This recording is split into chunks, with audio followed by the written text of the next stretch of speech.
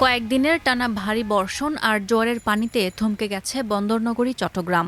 গতকাল মঙ্গলবার দুপুরের দিকে নগরের মুরাদপুরের সুন্নিয়া মাদ্রাসা এলাকায় রেললাইন প্রায় 2 ফুট পানিতে ডুবে যায়। ফলে চট্টগ্রাম কক্সবাজার রেলপথে 4 জোড়া ট্রেনের সবকটির চলাচল বন্ধ হয়ে যায়।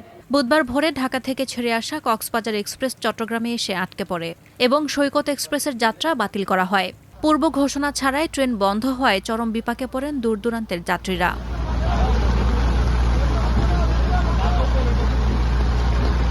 গতকাল মঙ্গলবার সকাল ৬টা থেকে আজ বুধবার সকাল ৬টা পর্যন্ত চট্টগ্রামে ২৮৪ মিলিমিটার বৃষ্টি রেকর্ড করেছে আবহাওয়া অধিদপ্তর।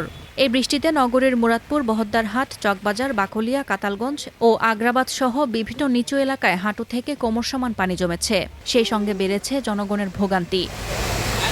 আমাদের দোকানে ফ্রিজ সম্পূর্ণ ভিজে পড়ে গেছে, একদম প্রায় 1 লাখ টাকার মতো আমার নতুন কম্প্রেসার নষ্ট হয়ে গেছে, মানে প্রচুর পরিমাণ যেগুলো বলার বাইরে।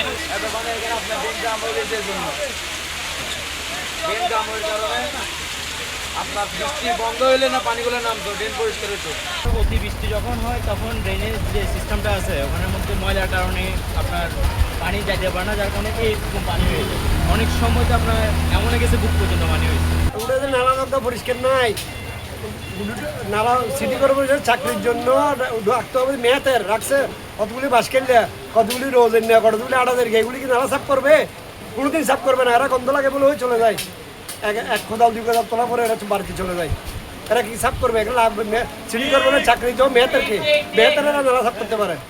টানা বৃষ্টিতে চট্টগ্রাম শিক্ষা বোর্ডের বুধবারের এইচএসসি ও সমমানের পরীক্ষা স্থগিত করা হয়েছে। একই সঙ্গে চট্টগ্রাম বন্দরে 3 নম্বর স্থানীয় সতর্কতা সংকেত জারি করা হয়েছে। আবহাওয়া অধিদপ্তর জানিয়েছে, সক্রিয় মৌসুমি বায়ুর প্রভাবে আরও 2 দিন চট্টগ্রামে এমন ভারী থেকে অতি ভারী বৃষ্টি হতে পারে।